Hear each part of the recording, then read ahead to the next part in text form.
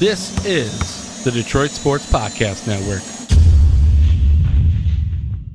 On the phone with us right now, Artie Lange. We're big fans, so we decided, hey, we're broadcasting right now. We follow him on Twitter at ArtieQuitter, and we found out he's here in Detroit tonight at the Motor City Casino Soundboard. Artie, thank you so much. I know we kind of bum rushed you, but I appreciate the opportunity to talk for a few minutes. Hey, no problem, man. I always like talking when I'm trying to kill time. I'm a talker. That's what my principal said, so I'm in. No doubt about it. So, how are you enjoying Detroit so far? I know you've only been here a couple hours. Well, I've been here a bunch of times. I love Detroit. First time I was ever here was 1984. I was at the Kirk Gibson 201 game. My grandfather got captured in the Battle of the Bulge in the Second World War. He went to a German prison camp for 5 months with a guy from Detroit, Bob Forbes, and the guy was a bigwig in GM with the Union. And as a gift to my grandfather, because he helped save his life in the war, in 1984, when I was 17 and my little cousin Frankie was 13, he sent me and him 2 tickets and a plane ticket to come up to watch the 5th World Series game. And it was what happened when Gibson hit the 2 homers, and we were in a Detroit riot, a legendary, legit Detroit riot afterwards. And the guy, Bob Forbes, says it beat the Battle of the Bulge. That's how impressive it was. And I was a Detroit fan for one night, and that's the first time I ever heard of Domino's Pizza. And that's what I remember, pizza. The guy who owned the Tigers owned Domino's Pizza, and that's the first time I was ever in Detroit at 17, so I fell in love with it immediately. Now, Artie, you got a set tonight. I know you said on your Twitter page, at ArtieQuitter, bring out your cell phones because it could be an angry set. What's on tap for this evening for those that are going to come out to the Motor City Soundboard?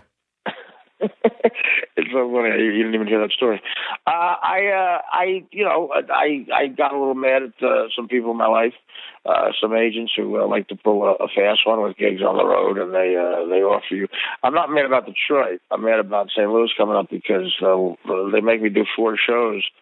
So another client could get in there, and I can sacrifice. I could do 1 show at a theater like I'm doing in lovely Detroit. But I got mad at my agent. I was going to go on a tear. So many people have texted me and tweeted me when I gave out my cell number once from Detroit who are trying to be comedians. And a lot of them say they're going to the show tonight. So I wanted to dedicate a section of why a lot of scumbags go into this business and to tell them to beware, because I like the people of Detroit. I was going to give them a little angry lesson on what crap you can see if you go into stand-up comedy. Now, Artie, you did have an incident back a few years back when you, I think, played a set in Royal Oak. Take the fans back to what happened and how now you have come back, and I think you called it coming back from crashing. Well, I was on stage, and apparently the kid in the front row was a doctor because I said, thanks for coming out, guys, and I didn't feel well. I really didn't feel like I was going to faint, and the kid went, you look like shit. I said, thank you. And his prognosis was right. I nearly collapsed backstage. I was in a diabetic coma. My blood sugar was, I think, the same number as Babe Ruth's lifetime slugging percentage, 698. And that's a disease called something allomosis. It's got an SIS. It sounds like a Greek thing. And it means your blood sugar is deadly. And I spent 10 days at a hospital just outside of Detroit. And it was something I needed to do, or else I would have died. So a kid at the Royal Oak in the front row yelling that out might have saved my life. And I was happy to stay here for 10 days. I enjoyed myself. Now, we here at the Detroit Sports Podcast Network, we're big fans of Artie Lange. And was there a scenario where they tried to keep you longer and tried to even say that potentially they tried to petition you to stay? Is that true? No, I think they were done with me by then. I wanted to leave the second day. They said, you can't do that. I could have signed myself up, and they said I would have collapsed and died, which was probably true. I had a catheter in me, which is the worst experience ever. And I had to stay until the blood sugar got better, which was like a full 9 or 10 days. But then they let me go. I was ready to go home anyway. I had a gig. But I got to tell you, I got through the whole hour at Royal Oak. The crowds here are great. They're great comedy fans. Yeah, Detroit is well known for receiving those and those that do comedy very well. Tell the people that are listening right now what kind of projects you are into as well besides stand-up. Oh, I got a lot going on now. I got the 3rd book coming out in Christmas time. I did 2 bestsellers in a row. The first one was the #1 bestseller, so that's the only thing my mother's proud of in my career. At the Stern Show, we used to cover strippers' asses with mayonnaise and throw bologna, and she didn't like that. But this she tells her friends about, that I'm on the New York Times bestsellers list, and I'm proud of that too. So that comes out Christmas. Right now, the tentative title is Colleges for Losers. That might change depending on what they want. You know, the people say, give me $800,000 to write the book, they're going to get whatever they want. I have a podcast like you guys, and I enjoy doing it. It's the first time I've ever been uncensored. That's serious. You can curse, but you're still working for an uptight corporation. This is just whatever I could want to say. It's the best, as you guys know. But I have to watch what I say because if I'm too uncensored, I'll be working in construction Monday. And that's not actually a joke anymore. It's crazy, the political correctness. But I have a blast. And, of course, stand-up. It's a good time. Crashing on HBO, it's a legit thing. I've never been this sort of busy. Did you think when things were down that you would actually come back and regroup and have the success that you have? I mean, you can find all Artie's great work on his website, artiequitter.com. But when the times were tough, when you were in the midst of the addiction, do you feel like that you could have come back and had this resurgence right now? You know, when you're in the middle of it, it's happened to me like 5 times where I've been down and I sort of get up, you know, and with help from some powerful people. Like in the Mad TV years, Quincy Jones became a guy who was helped me out, and then it was Howard doing McDonald's, and now Judd Apatow. It's I've been lucky to meet guys like that, but no, when you're in the depths of that stuff, man, especially opiate withdrawals, you don't think you're going to live, much less have a career. It's crazy. Anytime we bring up your name and have a discussion, inevitably everyone always wants to talk about your time with Howard Stern. Now I know you've been vocal. You had an epic time with Howard. Your guys' fallout has been well documented. But do you look back at it now and go, you know what? The time that I spent there, you know, was fruitful, and I can take away some positives, even though right now maybe your relationship with Howard Stern is not where you want it to be? Oh, no, it's all positive. It's like, I don't have a problem with Howard. If you're listening closely to my rants, this only started in the last year. There's this woman he hired that, you know, he didn't want anybody to know about. I don't know why I thought that would be secret. That became like Gary's boss, and her name is Marcy Turk, and people know her now. And Howard gave her carte blanche. She became Gary's boss. I don't know how that works. And it was because she wrote a book that's kind of a cultish thing called Getting Things Done. People compare it to Scientology. I don't know. But stuff's happening to people who are loyal soldiers to him for years and years, and they're being mistreated by this woman.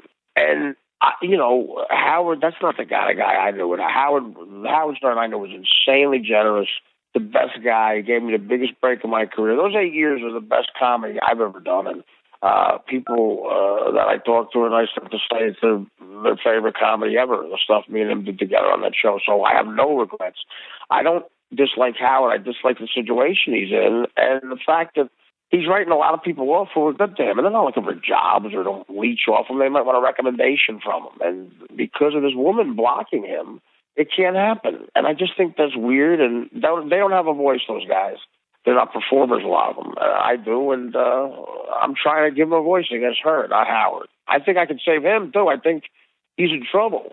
I think she brainwashed him, which is hard to believe because that's the smartest guy I ever met. Do you think in this age of political correctness, had Howard started maybe a year or two ago, would he have been the king of all media? Because right now, we all talk about it, the age of political correctness. Everybody's offended by everything. If Howard started now and you were on that show, would that show reach the heights that it did in this day and age? Well, the heights that it hit is so extraordinary. It maybe not that, but it would have been the best radio show ever, no matter when it was, because that's what he is. I mean, Howard is just uniquely gifted on the radio. And I worked 3 feet from the guy for 10 years. I know when someone's funny or not because that's what I do for a living. And when someone's a great host, I mean, the guy is just a master of that craft. You know, Michael Jordan, Babe Ruth, use whatever analogy you want. He's the best ever at it. So he would have been the best ever, but the heights that it hit, I mean, literally, he was the thing holding up radio. When he left, it shattered. And the money and everything, I don't know about that success, but he would have been great. Now, since 2006, when you went to the Fox Theater and sold it out and you signed your name in between Sinatra and Dean, have you gone back and had an opportunity to see if it's still there or what the scene is back there? I hear it's still there. I haven't been back, but I got to tell you, I hear they never washed that wall for that purpose. And I asked the guy who ran it, he gave me a black magic marker, like a Sharpie, to just sign autographs with, and he said, just put your name anywhere. And I said, Sinatra had to play this place. And he goes, right over here. And he showed it, and Dean Martin was right underneath, and there was a small space, and I scrunched my name in there. And as far as I hear, it's still there. Now, I don't want to get you in any kind of trouble, but definitely we follow you on Twitter, and we're aware that sometimes in the past you have, hired the services of professional adult entertainers. Sure. Have you had the opportunity to partake in Detroit, and how do Detroit adult entertainers rank across those worldwide? Well, I tell you, sometimes Detroit's a little too into its sports. I ordered a woman who looked a little like Selma Hayek, and when she got here, she was Selma Kayak. She looked like Miguel Cabrera with a tattoo of his dead brother on his neck. That's what she looked like. So I got ripped off, and I'm looking to find the people who sent it to me and get my money back. I've tried that in other towns. It never works, but it's always a great story. And I think at this gig tonight, with the suite I have, I literally have an Elvis Presley level suite. It's unreal. They took care of me here. I'm going to be able to pull non-hookers up to this room. That's my vow. That's my promise. Artie Lange, kind enough to give us a few minutes here on the Detroit Sports Podcast Network. Thank you for the time. Best wishes. Have a great set and stay safe. Have a great time tonight. Detroit's lucky to have you tonight. Listen, thank you. And I think the Tigers got to get a better pension plan because Lou Whitaker parked my car. Sure. Take care, Artie. Bye-bye.